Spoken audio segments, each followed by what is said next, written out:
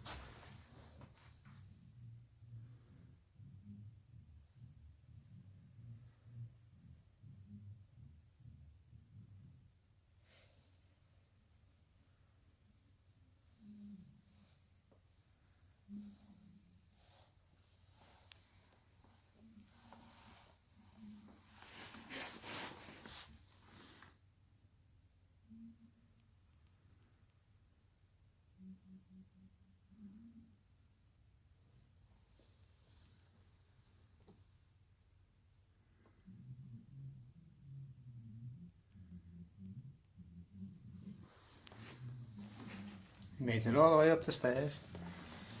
He's a good lad, he's just a prick.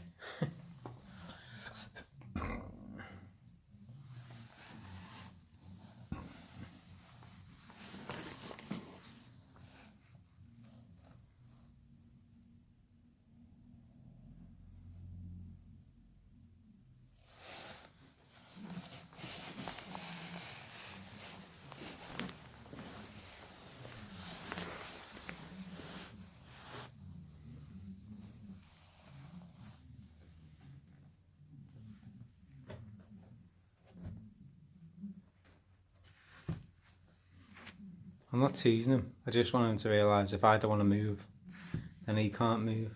Bit like a puppy.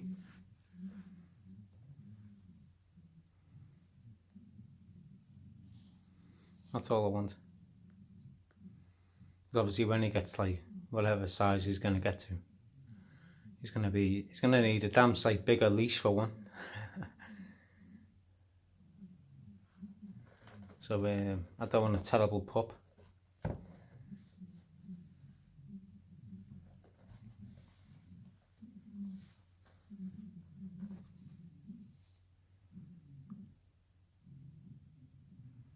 You'll see him relax overly.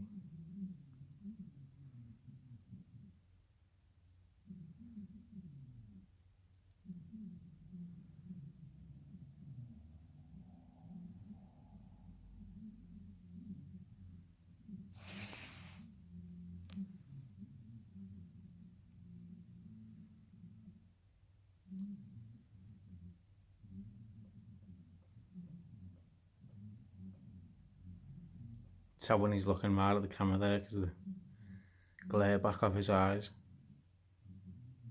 Didn't know they had reflective eyes. That's interesting.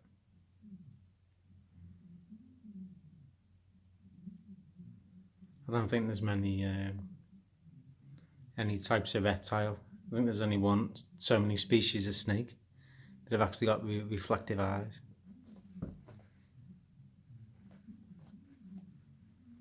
So that's interesting. Like, I feel like a bit of an arse doing this, but I just want him to relax and understand I'm in control. It's one he hasn't death rolled yet. He normally death rolls. He's quite funny. He thinks he's a crocodile.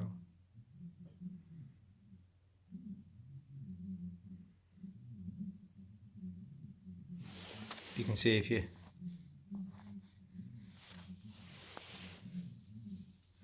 can see he's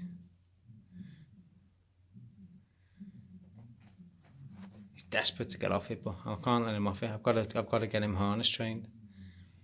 Otherwise, he's just going to spend all his time in the viv, and it's no good for something this big.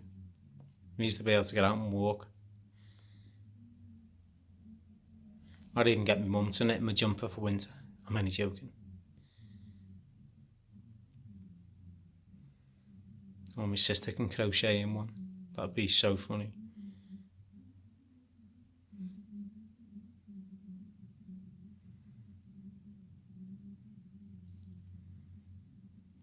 I'm trying not to look directly at his eyes, but well, he probably thinks the phone's directly looking in his eyes anyway, because apparently when you're trying to tame a tegu, you don't look directly at their eyes because it's a form of threat, form of aggression.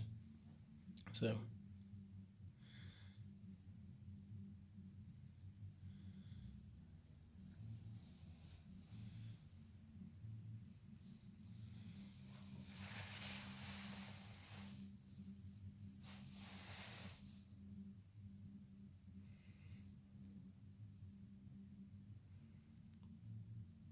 I do like the bath method though, which if they're a bit like this, I'd put him in the bath and he can't climb because obviously his claws stop him from getting up, and you can stroke him without him running away. There's nothing he can do about it.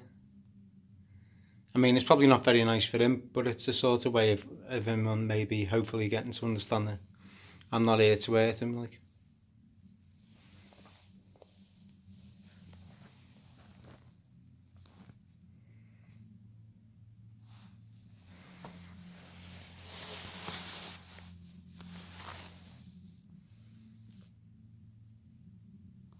You can see his little posture there, like he's well ready to bounce at me there, I tell you. I just push him out the way. Let him know I don't want to come this way. So he's still very iffy, eh?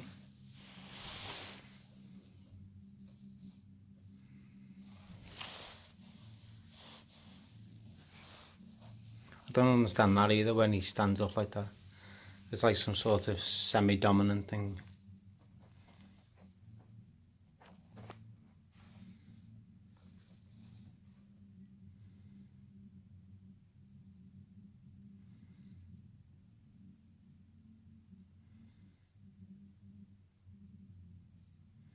I'm trying to tire him out, to be honest.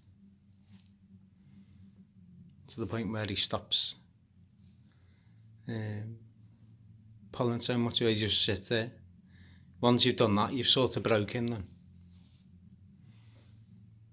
I think it'd still be a pain in the arse me getting him out of his vivarium because he really is so defensive in there. I don't know.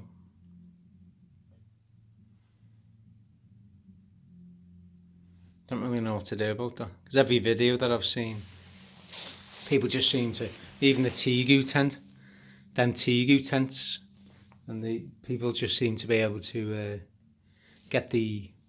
open it up, and you can't see out from them tegu tents. You can't see outside, and they just seem to be open up, and the tegu just seems to be lying there on the pillow or whatever it's lying on, and the fella puts his hand in and strokes it. If I put my hand in with him, he just wants to go for my fingers all the time.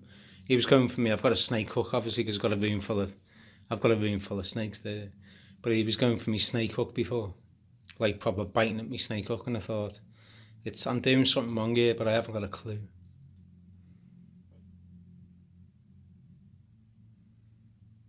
But see, he's not really doing anything. I was just sort of lying there relaxing, so I'm just going to sit here with him and just let him realise I'm not a threat.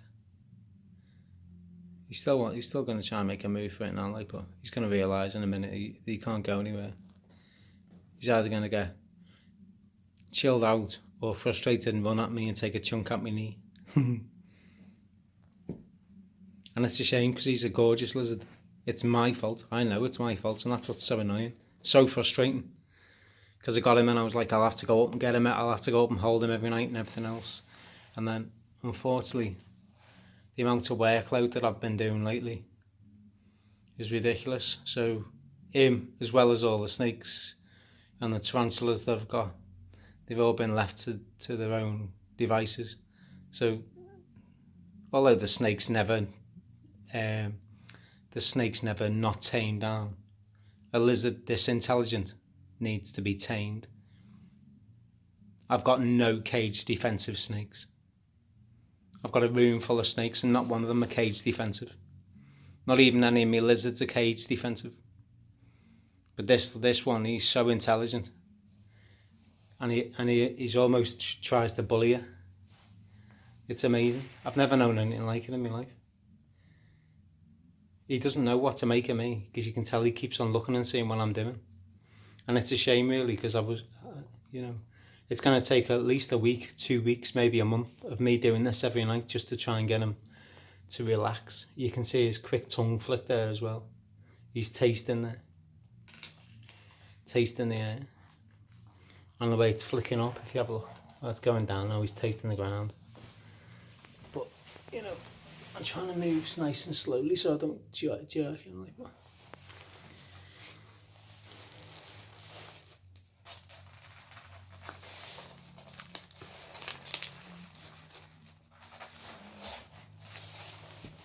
I might put him in the bath and then you can see what he's like in the bath.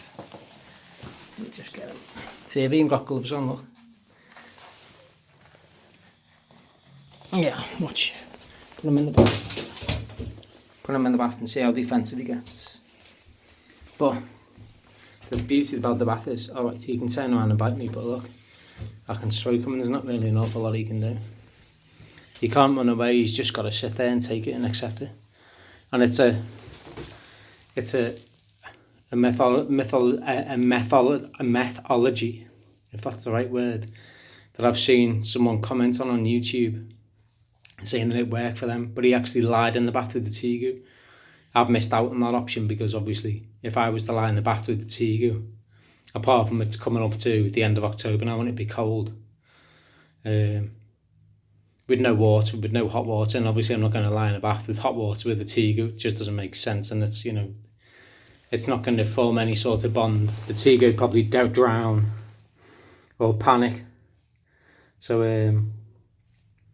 it's ridiculous, but I've just got to try and get him used to, I'm not going to hurt him, and the best thing about these is if he does bite, if he does turn around and snap, do you know what, the most he's going to do is hang off the leather. It doesn't really bother me, but you can see he's not liking that because he's puffing up, but he's going to have to get used to it, because at the end of the day, this time in 6 months time, my mum's going to be looking after him, and in 6 months time this little boy's going to be quite a big boy, or at least another foot bigger than this. So he's just got to learn that I'm not out to hurt him. Probably rubbing his back's probably the wrong move, but you can see the way he's looking at me at the moment. He's getting ready to twist and snap, I think. That's the way I'm looking at it. But he's not moving, he's, And like I say, if he was to take a snap out of these gloves, it's not going to be a life-threatening injury. I've bit myself through these gloves just to see how much force they can take as hard as they can, and to be honest, I felt like nothing. So with any luck, I'm just waiting for him to twist now, the way he's looking back. But I'm just wanting him to chill out, and it's my fault. That's the worst thing about it. At least the bath's clean for the video.